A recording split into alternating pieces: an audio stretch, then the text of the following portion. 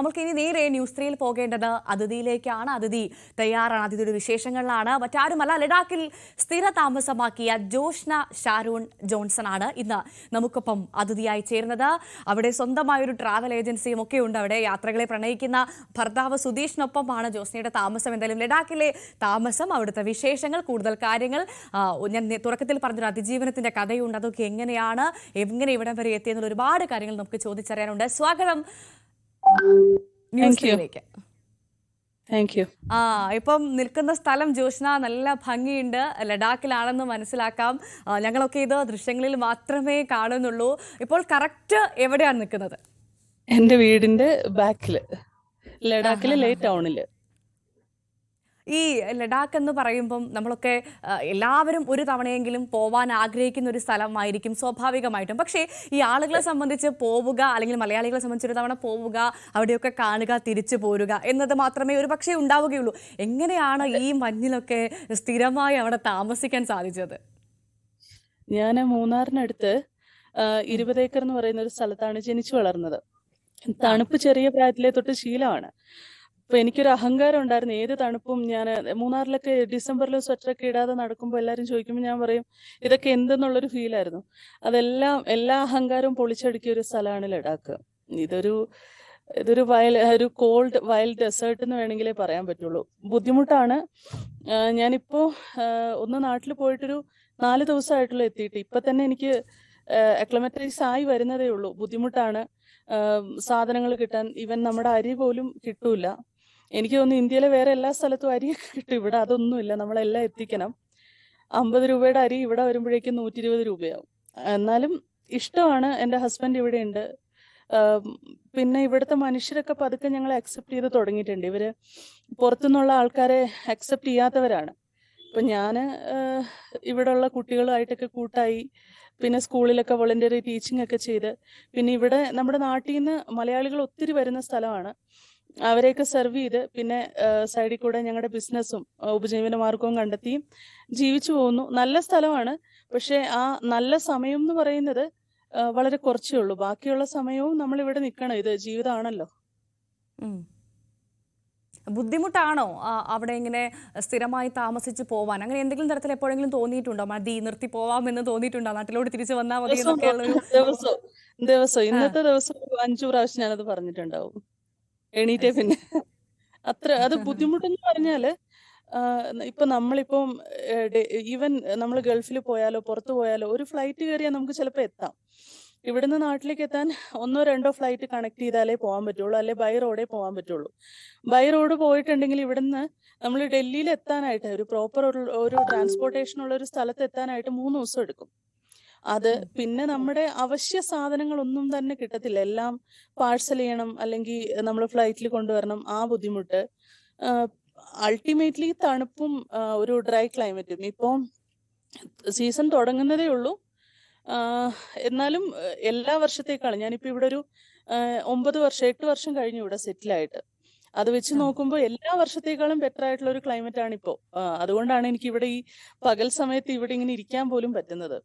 മഞ്ഞ് മാത്രമല്ല, ആൾട്ടിറ്റ്യൂഡും പ്രശ്നമാണ്. ഒരു 4 കിലോമീറ്റർ ഉയരത്തില്, നമ്മുടെ നാട്ടിനെ വെച്ച് കമ്പയർ ചെയ്യുമ്പോൾ സ്ട്രെയിറ്റ് 4 കിലോമീറ്റർ ഉയരത്തില് താമസിക്കാന്ന് പറയുന്ന ഒട്ടും എളുപ്പമല്ല. നമ്മുടെ ബ്ലഡ് പ്രഷറിനൊക്കെ വേരിയേഷൻ വരും.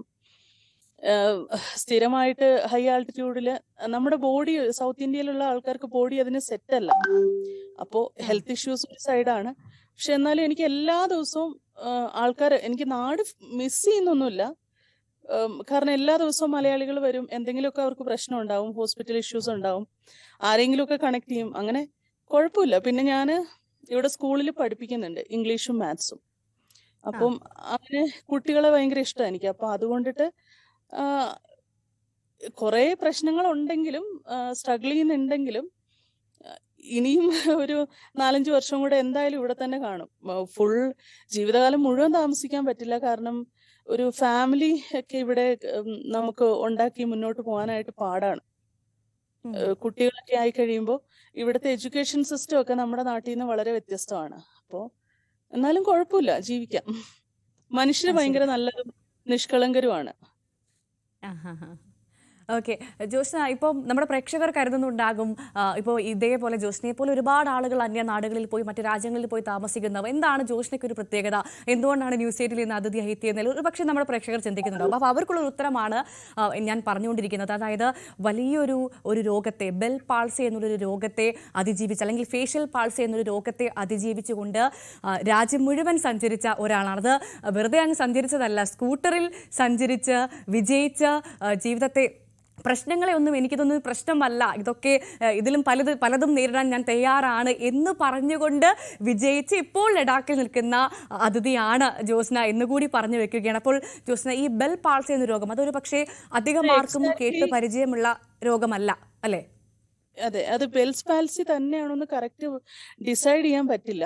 അതിന്റെ കാരണം എന്താന്ന് വെച്ചാൽ, ബെൽസ് പാൽസി എന്ന് പറയുന്നത് പലർക്കും പല രീതിയിലാണ് വരുന്നത്. പക്ഷെ എന്റെ കാര്യത്തില് എന്റെ മുഖത്തിന്റെ വലതുവശം പൂർണ്ണമായിട്ടും തളർന്നു പോയി. അത് കഴിഞ്ഞിട്ട് അത് റിക്കവർ ആയി. പ്ലസ് എനിക്ക് കൈക്കും അതുപോലെ തന്നെ കഴുത്തിന്റെ ഭാഗത്തിനൊക്കെ ഒരു സ്വാധീനക്കുറവ് വന്നു. ഇപ്പൊ പോലും നമ്മളൊന്ന് നല്ലോണം ഒന്ന് ചിരിക്കണം, കുറച്ചൊന്ന് എക്സൈറ്റഡ് ആയിട്ടുണ്ടെങ്കിൽ ഈ ഒരു ഏരിയ ഒരു വേദന കയറും. അതൊരു 2-3 മിനിറ്റത്തേക്ക് നമ്മൾ നോർമലി എക്സ്പീരിയൻസ് ചെയ്യാത്ത ടൈപ്പ് ഒരു വേദനയാണ്. അതൊരു ബുദ്ധിമുട്ടാണ്. പിന്നെ ഇവിടുത്തെ തണുപ്പിലും അത് പ്രശ്നമാണ്. ഇപ്പൊ ട്രാവൽ ചെയ്യുമ്പോഴൊക്കെ ഭയങ്കരമായിട്ട് തണുപ്പടിച്ചാല് അതിന് മുന്നേ കുഴപ്പമില്ല, അതിനുശേഷം അതൊരു പാടാണ്. അപ്പം ഇതിന് പ്രോപ്പർ ആയിട്ടുള്ളൊരു ട്രീറ്റ്മെന്റ് എന്ന് പറയുന്ന സ്റ്റിറോയിഡ്സ് എടുക്കുക, പിന്നെ ഫിസിയോതെറാപ്പി ഒക്കെയാണ്. ഇപ്പോൾ ചെയ്തു, ഒരു പരിധി വരെ ഭേദമായി. പക്ഷെ എന്നാലും അതിന്റെ സൈഡ് എഫക്ട്സ് ഒക്കെ ഇപ്പോഴും നിൽക്കുന്നുണ്ട്. ഈ ജോസ്ന, എപ്പോഴാണ് ഈ ബെൽ പാൾസി എന്ന ഈ ഒരു രോഗം അത് നിങ്ങളുടെ ജീവിതത്തിലേക്ക് കടന്നു വന്നത്? എപ്പോഴായിരുന്നു, ഏത് നിമിഷമായിരുന്നു, എങ്ങനെയാണ് അതിനെ അതിജീവിച്ച് ഇപ്പോൾ ഇങ്ങനെ എത്തിയത്? അതൊന്ന് അറിയാൻ നമ്മുടെ പ്രേക്ഷകർക്ക് താല്പര്യമുണ്ട്. ആ കഥയൊന്ന് ചെറുതാക്കി പറയാമോ? കോവിഡിന്റെ സമയത്ത് ഞാൻ ആക്ച്വലി ഇന്ത്യൻ സൂപ്പർ ലീഗില് ലാംഗ്വേജ് എക്സ്പേർട്ട് ആണ്. പിന്നെ ഞാൻ IPL വേണ്ടിയിട്ടും കോൺട്രാക്റ്റിൽ വർക്ക് ചെയ്യുന്നുണ്ടായിരുന്നു റിപ്പോർട്ടറായിട്ട്. അപ്പോൾ കോപ്പി റൈറ്റിങ്ങും എല്ലാം ഉണ്ട്. ആ സമയത്ത് ഈ ദുബായിൽ വെച്ചിട്ട് IPL നടന്നു. അതുപോലെ ആ സെയിം ടൈം തന്നെ ഗോവയിൽ വെച്ചിട്ട് ISL നടന്നു. എനിക്ക് രണ്ടിന്റെയും കൂടെ വർക്ക് ലോഡ് വന്നു. അതിന്റെ എക്സാക്ട് റീസൺ എന്ന് പറഞ്ഞാൽ, ഞാൻ വലതുവശത്തുള്ള ഒരു ഞരമ്പ് അതില് ബ്ലഡ് ക്ലോട്ടായി എന്നാണ് അവർ പറഞ്ഞത്. അപ്പൊ തലവേദന വന്നപ്പോ ഞാൻ ആ ഒരു സിംറ്റം ശ്രദ്ധിച്ചില്ല. ഒരു 3-4 ദിവസം കണ്ടിന്യൂസ് ആയിട്ട് തലവേദനയായിരുന്നു. വർക്ക് പ്രഷർ ഉണ്ട്, അപ്പൊ അത് ശ്രദ്ധിച്ചില്ല. പിന്നെ ഒരു ദിവസം രാവിലെ കിടന്ന് ഞാൻ ഒരു 3-4 മണിക്കൂർ പകലാണ് എണീക്കും. അത് എണീറ്റില്ല. വൈകിട്ടായപ്പോ അമ്മ വന്ന് വിളിച്ചപ്പോഴാണ് എണീക്കുന്നത്. അപ്പോ ഫുഡ് കഴിക്കാനായിട്ട് പോയപ്പോ ഒരു ബുദ്ധിമുട്ട് തോന്നി. ഞാൻ വിചാരിച്ചു ഇത്രയും നേരം കിടന്നുറങ്ങിയത് കൊണ്ടാണ്. വായിലേക്ക് ഫുഡ് വെച്ചിട്ട് പോകുന്നില്ല, ഒരു വശത്തൂടെ ഊർന്ന് പുറത്തേക്ക് പോവാ. അപ്പൊ തന്നെ ഹോസ്പിറ്റലിൽ കൊണ്ടുപോയി. ഇടുക്കിയിൽ പിന്നെ ഞങ്ങള് ഹൈ റേഞ്ചുകാർക്ക് അടുത്ത് നല്ല ഹോസ്പിറ്റലൊന്നുമില്ല. താഴേക്ക് എന്നുള്ള പ്രയോഗമാണ്. എവിടെ ചെന്നാലും താഴേക്ക് വെക്കോ. അങ്ങനെ തൊടുപുഴയില് സെന്റ് മേരീസ് ഹോസ്പിറ്റലിലാണ് ചെന്നത്. അവര് പെട്ടെന്ന് തന്നെ എമർജൻസി മെഡിക്കെയർ തന്നപ്പോൾ അവർ പറഞ്ഞു, ചിലപ്പോൾ ഇത് സ്ട്രോക്കിന്റെ സിംറ്റംസ് ആയിരിക്കാം, അല്ലെങ്കിൽ ബെൽസ് പാൽസിയുടെ അങ്ങനത്തെ എന്തെങ്കിലും ആയിരിക്കും എന്ന് പറഞ്ഞു. പിന്നെ അവര് സ്കാനിങ്ങും കാര്യങ്ങളൊക്കെ ചെയ്തു. ഒരു 3 ദിവസം കൊണ്ട് തന്നെ ഞാൻ അവിടുന്ന് ഡിസ്ചാർജ് ആയി. പക്ഷേ ഈ മുഖത്തിന്റെ ഒരു കോണിപ്പും കൈക്കുള്ള പ്രശ്നമൊന്നും മാറിയില്ല. അത് പിന്നെ കണ്ടിന്യൂസ് ആയിട്ട് മൂന്നാറിൽ വന്ന് ടാറ്റയുടെ ഹോസ്പിറ്റലിൽ GH വന്നിട്ട് ഫിസിയോതെറാപ്പി ഒക്കെ എടുത്താണ് ഒരുമാതിരി റെഡി ആയത്. ഇത് വരുന്നത് ജനുവരിയിലാണ്. അപ്പൊ ഞാൻ എൻ്റെ ഒരു യാത്രയ്ക്കൊക്കെ ആയിട്ട് പ്ലാൻ ചെയ്തിരിക്കുന്ന സമയമായിരുന്നു. അപ്പം അത് എല്ലാ പ്രാവശ്യം ഇങ്ങനെ പ്രാരാബ്ദങ്ങൾ വരുമ്പോൾ തള്ളി വെക്കും. അപ്പോൾ ഇത് വന്നു കഴിഞ്ഞപ്പോഴത്തേനും നമ്മൾ വിചാരിക്കുന്ന പോലെ നമ്മുടെ ശരീരത്തിന്റെ ഒരു ഭാഗം അനങ്ങുന്നില്ല എന്ന് വരുമ്പോൾ, ഇതിന്റെ ഒരു പ്രശ്നം എന്ന് വെച്ചാൽ കണ്ണടയ്ക്കാൻ പറ്റൂല. വലതുവശത്തെ കണ്ണ് ഫുൾ ടൈം തുറന്നിരിക്കും, ചിമ്മില്ല. അതുപോലെ തന്നെ വായു അടയ്ക്കാൻ പറ്റില്ല. അത് വളരെ നിസ്സാരമായിട്ട് തോന്നുമെങ്കിലും നമുക്ക് വണ്ടി ഒന്നും ഓടിക്കാൻ പറ്റില്ല. നമ്മുടെ കണ്ണിലേക്ക് എന്തെങ്കിലും പോയാൽ നമ്മുടെ കണ്ണ് ഓട്ടോമാറ്റിക്കലി ചിമ്മും. അതില്ലാതെ വരുന്നത് വലിയ പ്രശ്നമാണ്. ഉറങ്ങുമ്പോഴാണെങ്കിലും വായ തുറന്നിരിക്കും. അപ്പോ ഈ ഒരു സിറ്റുവേഷനൊക്കെ വന്നപ്പോൾ പിന്നെ എനിക്ക് ഈ യാത്ര ചെയ്യാൻ പറ്റും എന്നുള്ളത് അതൊരു വലിയ കൺഫ്യൂഷനായി. അതിനുശേഷം യാത്ര ചെയ്യണം എന്ന് ഞാൻ 100% തീരുമാനിച്ചപ്പോഴും ഇങ്ങനെ ഒരു അവസ്ഥയിൽ നിന്നെ എങ്ങനെ വിടും എന്നൊക്കെ പറഞ്ഞിട്ട് വീട്ടിൽ നിന്നും പ്രശ്നമായി. പിന്നെ പതുക്കെ ഞാൻ ലഡാക്കിലേക്ക് തിരിച്ചു വന്നു. എൻ്റെ നാത്തൂനുണ്ട്, അഞ്ജന എന്നാണ് പേര്. കുട്ടി എൻ്റെ കൂടെ ഉണ്ടായിരുന്നു. അപ്പൊ അവളും ജോഷ്ന, ഞാനിത് കേട്ടുകൊണ്ടിരിക്കുമ്പോൾ ഒന്ന് ഇടപെട്ടത്, ഇപ്പോൾ സാധാരണ നമ്മളൊക്കെ മുഖം എന്ന് പറയുന്നത് നമ്മളെയൊക്കെ ഏറ്റവും ശരീരത്തിൽ ഏറ്റവും പ്രധാനപ്പെട്ട നമ്മൾ കാണുന്ന ഒന്നാണല്ലോ. അതായത് മുഖത്തിന് എന്തെങ്കിലും ഒരു തകരം, ഒരു വെയിലടിച്ചാൽ പോലും പുറത്തിറങ്ങാൻ മടിക്കുന്ന ആളുകളാണ് ഇപ്പോൾ ഉള്ളത്. അപ്പോൾ ഇത്രമാത്രം ഒരു അസുഖം വന്ന് ഒരു അവസ്ഥയിലോട്ടായ സമയത്ത് പോലും എനിക്ക് യാത്ര ചെയ്യണം, അല്ലെങ്കിൽ മറ്റുള്ളവർ പോലും നീ പോകരുത് എന്ന് പറഞ്ഞ് പിന്തിരിപ്പിക്കാൻ നോക്കുന്ന സമയത്ത് പോലും ഞാൻ പോകും എന്നുള്ള ആ ഒരു മനസ്സുണ്ടല്ലോ, അത് അഭിനന്ദിക്കാതിരിക്കാൻ വയ്യ. അതുകൊണ്ടാണ് ഞാൻ ഇടപെട്ടത് പോലും. ഈ അങ്ങനെയല്ല, നമുക്ക് എന്ന് വെച്ചിട്ടുണ്ടെങ്കിൽ ഭയങ്കര നമ്മളെപ്പോഴും നമ്മൾ ഉപയോഗിക്കുന്ന ഒരു കൈയോ കാലോ ഒക്കെ വർക്ക് ചെയ്യാതായിട്ടുണ്ടെങ്കിൽ മാത്രമാണ് നമുക്ക് അതിന്റെ വില മനസ്സിലാവുള്ളൂ. എനിക്കൊരു പോയിന്റ് വണ്ടി ഓടിക്കാൻ പറ്റൂല എന്നും എന്റെ കണ്ണടയ്ക്കാൻ പറ്റൂല എന്ന് വെച്ചാൽ നോർമൽ ആയിട്ടുള്ള ഫങ്ഷൻസ് ഒന്നും എന്റെ ശരീരത്തിൽ നടക്കുന്നില്ല എന്ന് അറിഞ്ഞു കഴിഞ്ഞു. പിന്നെ സ്റ്റിറോയിഡ്സ് എടുക്കുന്നുണ്ടായിരുന്നു, അതും ശരീരത്തിനെ ഭയങ്കര ദോഷകരമായിട്ട് ബാധിക്കും. പെട്ടെന്നുള്ള ക്യൂറിങ്ങിന് വേണ്ടിയിട്ടാണ്. അപ്പോൾ നമുക്ക് എനിക്ക് ശരിക്കും പറഞ്ഞ ആ സമയത്ത് നാളെ ഞാൻ മരിച്ചു പോയാല് എന്റെ കുറെ സ്വപ്നങ്ങൾ ബാക്കിയാവുമല്ലോ, അതാണ് ഞാൻ ആ സമയത്ത് മുഴുവൻ ചിന്തിച്ചത്. അപ്പൊ എങ്ങനെയാണെങ്കിലും ചെയ്യുമെന്ന് വിചാരിച്ചു. അപ്പൊ എന്റെ ഹസ്ബൻഡ് പറഞ്ഞു, നീ തന്നെ പോകാൻ പറ്റില്ല, ആരെയും കൂടെ കൂട്ടിക്കോ. എനിക്ക് തോന്നുന്നത് ചിലപ്പോ അപ്പൊ അവര് വിചാരിച്ചിട്ടുണ്ടാവും എനിക്ക് ആരെയും കിട്ടത്തില്ല എന്ന്, കാരണം ഇങ്ങനെയൊക്കെ ഒരു യാത്ര ചെയ്യാൻ ആരാ കൂടെ വരുന്നത്. പക്ഷെ എനിക്കൊരു ഫ്രണ്ട് ഉണ്ടായിരുന്നു, മേരി ആന്റണി എന്നാണ് പേര്, അഡ്വക്കേറ്റ് ആണ്. അവര് ഞാൻ പറഞ്ഞപ്പോ തന്നെ അതിനെന്താ പോവാന്ന് പറഞ്ഞു. അതിന്റെ അകത്ത് അധികം ക്വസ്റ്റ്യൻസ് ഒന്നുമില്ല. പിന്നെ ഞങ്ങൾ പ്ലാൻ തയ്യാറാക്കി. പക്ഷെ ഇത് ലഡാക്കിലും വെച്ച് ഞങ്ങളുടെ പ്ലാനൊക്കെ കറക്റ്റ് ആയിട്ട് തന്നെ പ്രോഗ്രസ് ആയി. പക്ഷെ ഞാൻ യാത്ര തീരുമാനിച്ചിരുന്നതിന്റെ കറക്റ്റ് ഒരു 4 ദിവസം മുന്നേ, തുടങ്ങാൻ തീരുമാനിച്ചിരുന്നതിന്റെ 4 ദിവസം മുന്നേ എനിക്ക് ആക്സിഡന്റ് ആയി. കാലൊക്കെ ഫ്രാക്ചർ ആയി. ഞാൻ കൊണ്ടുപോകാനിരുന്ന വണ്ടി ശരിക്കും പറഞ്ഞാൽ ഒരു വശം ഫുള്ള്, എന്റെ മുഖം പോലെ തന്നെ അതിന്റെ വലതുവശം ഫുള്ള് ചളുങ്ങിപ്പോയി. അപ്പോ എന്നെ എല്ലാരും കൂടെ വന്ന് ഹോസ്പിറ്റലിൽ കൊണ്ടുപോയി. പക്ഷെ ഞാൻ കരഞ്ഞത് മുഴുവൻ എന്റെ വണ്ടി ചളുങ്ങി എന്ന് പറഞ്ഞിട്ടാണ്. എനിക്ക് എന്റെ കാലിൽ ഫ്രാക്ചർ ആയതോ വേറെ ഒന്നും ഞാൻ ബോധർ ചെയ്തിട്ടേ ഇല്ല. എന്റെ ഹസ്ബൻഡ് വന്ന് 2-3 ദിവസം കഴിഞ്ഞ് ഹോസ്പിറ്റലിൽ നിന്ന് നമ്മൾ വീട്ടിലേക്ക് പോവാന്ന് പറയുന്ന ആ പോയിന്റിൽ എന്റെ ഹസ്ബൻഡ് വന്ന് എന്നെയും കൊണ്ട് പോയി, വണ്ടിയിൽ ഇരുത്തി എന്നെയും കൊണ്ട് പോയി ആ വണ്ടി എടുത്ത് വർക്ക്ഷോപ്പിൽ കൊണ്ടുപോയി കൊടുത്ത്, നീ ഈ വണ്ടിയിൽ തന്നെ പോകുമെന്ന് പറഞ്ഞു. എന്നിട്ട് റെഡിയാക്കി കിട്ടി. 1 മാസം കൂടെ വെയിറ്റ് ചെയ്യേണ്ടി വന്നു ഞാൻ ക്യൂർ ആനായിട്ട്. തലയിലൊക്കെ പരിക്കുണ്ടായിരുന്നു, എല്ലാം ക്യൂറായി. 1 മാസം കഴിഞ്ഞിട്ട് ഞങ്ങൾ യാത്ര തുടങ്ങി. അപ്പോഴും എന്റെ കാലിലെ മുറിവൊന്നും കറക്റ്റായിട്ട് കരിഞ്ഞിട്ടൊന്നും ഉണ്ടായിരുന്നില്ല. അതൊക്കെ ആ മുറിവ് കരിയാതെയൊക്കെ യാത്ര ചെയ്തൊക്കെ ഭയങ്കര എക്സ്പീരിയൻസ് ആണ്. അതിൽ എനിക്ക് ഏറ്റവും കൂടുതൽ നന്ദിയുള്ളത് എന്റെ കൂടെ യാത്ര ചെയ്യാനായിട്ട് ധൈര്യം കാണിച്ച ആളുടെ അടുത്താണ്, മേരി ആന്റണി. ഈ വണ്ടി, ഈ 2 വീലർ തെരഞ്ഞെടുക്കാനുള്ള ഒരു കാരണം എന്തായിരുന്നു യാത്രയ്ക്ക്? എനിക്ക് ബൈക്ക് ഓടിക്കാനും അറിയാം, പക്ഷെ എനിക്ക് ഏറ്റവും കംഫർട്ടബിൾ ആയിട്ടുള്ളത് 2 വീലറിലാണ്. ഞാൻ ലഡാക്കിൽ താമസിച്ച ഇത്രയും കാലത്തിനിടയ്ക്ക് ആരും അങ്ങനെ സോഫ്റ്റ് 2 വീലറിലൊന്നും വരുന്നത് കണ്ടിട്ടില്ല. അപ്പം പിന്നെ സ്ത്രീകൾക്ക് ഞാൻ എന്റെ യാത്രയ്ക്ക് ഞാൻ കൊടുത്ത ഒരു ടാഗ് ലൈൻ എന്ന് പറയുന്നത് വൈ കാൻറ്റ് ഷീ. അതുകൊണ്ടിട്ട് ഞാൻ ഉദ്ദേശിച്ചത് എന്റെ നാട്ടില് ഞാൻ 20 കിലോമീറ്റർ തന്നെ പോവാറില്ല. ഇങ്ങോട്ടാണെങ്കിൽ പോലും എന്നെ ആരെങ്കിലും കൊണ്ടുവരും, അങ്ങനെയൊക്കെയാണ്. അപ്പോൾ അങ്ങനെയുള്ളൊരു എനിക്ക് ബൈക്കിൽ പീരീഡ്സ് ഒക്കെ ആയി കഴിയുമ്പോഴത്തേനും ബൈക്കിൽ ബുദ്ധിമുട്ടാവും, അങ്ങനെ കുറെ കാര്യങ്ങൾ ഞാൻ ചിന്തിച്ചു. പിന്നെ എന്റെ യാത്ര കുറച്ചു പേർക്കെങ്കിലും ഇൻസ്പിറേഷൻ ആവണമെന്ന് ഞാൻ ഉറപ്പായിട്ടും ഒരു ആഗ്രഹം എനിക്കുണ്ടായിരുന്നു. ബൈക്ക് ഓടിക്കാൻ അറിയാവുന്ന സ്ത്രീകൾ നമ്മുടെ നാട്ടിൽ കുറവാണെങ്കിലും 2 വീലർ ഓടിക്കാൻ അറിയാവുന്ന, സോഫ്റ്റ് 2 വീലർ ഓടിക്കാൻ അറിയാവുന്ന സ്ത്രീകൾ ഒത്തിരി പേരുണ്ട്. എന്റെ യാത്ര ഭയങ്കര പ്രചോദനമായി എന്ന് എന്റെ മുഖത്ത് നോക്കി എന്റെ നാട്ടിലെ കുട്ടികൾ തന്നെ പറഞ്ഞിട്ടുണ്ട്. അവർ അതിനുശേഷം യാത്ര ചെയ്തിട്ടുണ്ട്. ഒരുപക്ഷെ ഞാൻ യാത്ര ചെയ്തിരുന്ന ബൈക്കിലായിരുന്നു എന്നുണ്ടെങ്കിൽ എനിക്കൊരു എക്സാമ്പിൾ ക്രിയേറ്റ് ചെയ്യാനൊന്നും പറ്റത്തില്ല. എന്നെ കണ്ട് എന്ന് വെച്ചാൽ ഇനി അത് ബൈക്ക് ഓടിക്കാൻ പഠിക്കണം, ബൈക്ക് മേടിക്കണം, അങ്ങനെയൊക്കെ ചിന്തിക്കും. ഇപ്പൊ 2 വീലർ എന്ന് പറയുന്നത് ഒരു ഐഡന്റിറ്റിയാണ്, ഹാൻഡിൽ ചെയ്യാനായിട്ട് എളുപ്പമാണ്. സ്ത്രീകൾ സോഫ്റ്റ് 2 വീലർ ആണ് ഓടിക്കുന്നതെന്ന് അതൊരു പറഞ്ഞു വെച്ചിരിക്കുന്ന ഒരു നിയമമാണ്. ബൈക്ക് ഓടിക്കാൻ പറ്റൂല, ഈസിലി സ്ത്രീകൾക്ക് പറ്റുന്നത് 2 വീലർ തന്നെയാണെന്ന് പറഞ്ഞു വെച്ചിട്ടുണ്ട്. ലഭിക്കുന്നതും അങ്ങനെ തന്നെയാണ്. അപ്പൊ പിന്നെ ആ കിട്ടുന്നത് വെച്ചിട്ട് നടക്കുന്നത് എങ്ങനെയാണോ അങ്ങനെ തന്നെ ചെയ്യട്ടെ എന്ന് വിചാരിച്ചു. അപ്പോൾ ഞാൻ ചോദിച്ചോളട്ടെ, ഈ അസുഖം വന്ന് ശരീരം അസുഖത്തെ തളർത്തിയെങ്കിൽ പോലും മനസ്സ് തളരാതെ യാത്ര ചെയ്യാനുള്ള ഒരു പ്രചോദനം, ആ ഒരു നിശ്ചയദാർഢ്യത്തിന് പിന്നിൽ എന്തായിരുന്നു ഒരു കാരണം? ഇതേപോലെ മറ്റു സ്ത്രീകൾക്ക് പ്രചോദനമാകണം എന്നുള്ള അത് തന്നെയായിരുന്നു. അതുകൊണ്ട് പിന്നെ എന്റെ നാടെന്ന് പറഞ്ഞാൽ വളരെ ഓർത്തഡോക്സ് ആയിട്ടുള്ള എന്നാൽ കുറെ സ്നേഹിക്കുന്ന ആൾക്കാരുള്ള നാടാണ്. ഞാനെന്ന് പറഞ്ഞിട്ടുണ്ട് എന്റെ നാട്ടിൽ എനിക്ക് തോന്നുന്നു ആദ്യമായിട്ട് സൈക്കിൾ ഓടിച്ച പെൺകുട്ടി ഞാനായിരിക്കും. ശരിക്കും പറഞ്ഞാൽ ഞാൻ സൈക്കിൾ ഓടിച്ച് ചൂട് വെക്കാത്ത ഒരു വണ്ടി പോലും ഞങ്ങളുടെ നാട്ടിലില്ല. എല്ലാത്തിന്റെയും ഫ്രണ്ടിൽ കൊണ്ടേ വെക്കും. അപ്പോഴും തൻ്റെടിന്ന് ഒരു ലേബൽ ഉണ്ടായിരുന്നു. എൻ്റെ ഫാദറാണ്, തൻ്റെടി ആണെങ്കിൽ ആയിക്കോട്ടെ, അവൾ സെൽഫ് ഇൻഡിപെൻഡൻ്റ് ആവണം എന്ന് പറഞ്ഞ് എന്നെ അങ്ങനെ ആക്കിയത് എൻ്റെ ഫാദറാണ്. എൻ്റെ ഫാദറും ആ പ്രായത്തിൽ തന്നെ ഒത്തിരി യാത്ര ചെയ്തിട്ടുണ്ട്, പുസ്തകങ്ങൾ എഴുതിയിട്ടുണ്ട്. എൻ്റെ അച്ഛൻ്റെ ഒരു വലിയ ആഗ്രഹമായിരുന്നു ഓൾ ഇന്ത്യ യാത്ര ചെയ്യാന്നുള്ളത്. അത് ഇനോഗ്രേറ്റ് അത് തുടങ്ങാനിരുന്ന മാസത്തിന്റെ ഒരു മാസം മുന്നെയാണ് എൻ്റെ ഫാദർ മരിക്കുന്നത് ആക്സിഡന്റിൽ. അപ്പം എനിക്ക് ഇങ്ങനെ ഒരു സിറ്റുവേഷൻ വന്നു, അത് കഴിഞ്ഞ് ആക്സിഡന്റ് വന്നു. അപ്പൊ എനിക്ക് തോന്നി എന്തെങ്കിലും ഒന്ന് പറ്റിപ്പോയാ ശരിക്കും പറഞ്ഞ മനസ്സമാധാനമായിട്ട് ചത്തില്ല, അങ്ങനെ ചാകില്ല, അങ്ങനെ ഒരു സിറ്റുവേഷൻ ആയിരിക്കും.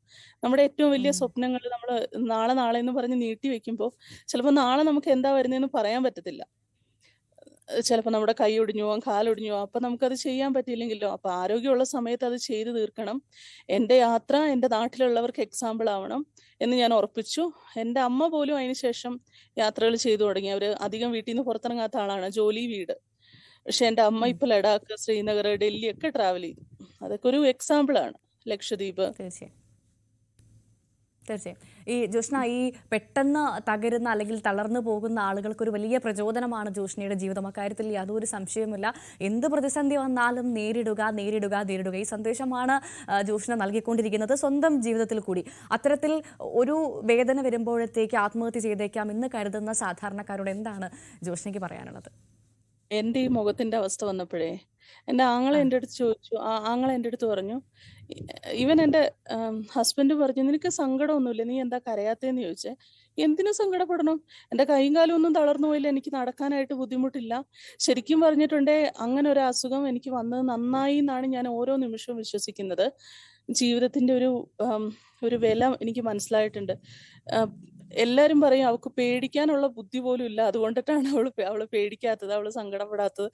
അങ്ങനൊന്നും അല്ല. ആ ഒരു അസുഖം എനിക്ക് എൻ്റെ ജീവിതത്തെ പറ്റി നല്ലോണം മനസ്സിലാക്കി തന്നു. എനിക്ക് എന്ത് ചെയ്യാൻ പറ്റും, എൻ്റെ കേപ്പബിലിറ്റി എന്താണ് എന്ന് എനിക്ക് മനസ്സിലാക്കി തന്നു. അപ്പം എന്നെ പോലെ എന്ന് വെച്ചാൽ ഒരു അസുഖം വരുന്നത് വരെ കാത്തിരിക്കണമെന്ന് ഞാൻ പറയില്ല.